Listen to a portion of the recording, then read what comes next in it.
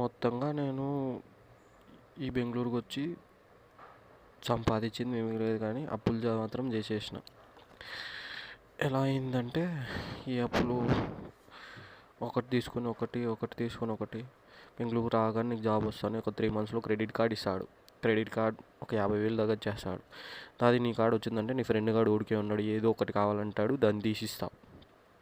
తీసిచ్చిన తర్వాత వాడు కట్టాడు. దాన్ని కట్టడానికి ఏదో యాప్లో లోన్ తీసుకుంటావు. ఏదో యాప్లో లోన్ తీసుకుంటే ఆ యాప్ లోన్ ఇంకొక యాప్ లోన్ కట్టడానికి, ఆ యాప్ ఇంకొక యాప్ లోన్ కట్టడానికి, ఇలా ఒకదాన్ని కట్టడానికి ఇదే 80% నీ జీవితంలో అయిపోతుంది.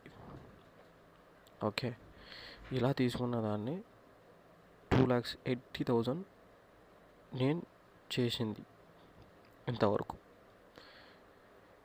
ఇప్పుడు నా బ్యాంక్ బ్యాలెన్స్ 0.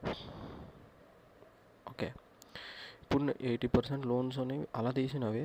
ఆ 20% లోన్స్ అనేవి వాటిని కట్టడానికి. ఇప్పుడు నేను ఒక ఛాలెంజ్ తీసుకుంటా అన్నాను, నేను 6 to 9 జాబ్ చేస్తే ఈ లోన్స్ అనేవి నేను కట్టలేను. ఓకే, అవి వచ్చే శాలరీ ఒక 25,000 28,000 వచ్చే శాలరీ అస్సలు కట్టడానికి ఇంత డబ్బులు అవ్వదు.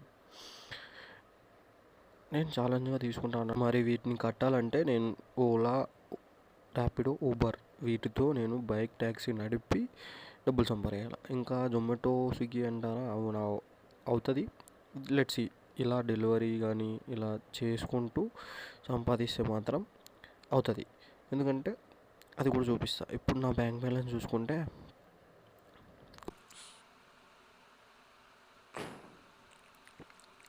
₹88, ఇంకొకటి చూసుకుంటే ₹20. నా బ్యాంక్ బ్యాలెన్స్ టోటల్గా ఒక ₹100 ఉంటుంది. ఈ ₹100లో నేను తీర్చాల్సింది ఎంత ఉంది, ఇంటికి డబ్బులు పంపించుకుంటూ తీర్చుకోవాలి. లెట్స్ సీ వాట్ హ్యాపెన్, ఎన్ని డేస్లో నేను ఇది క్లియర్ చేస్తాను అనేది. Get on the road.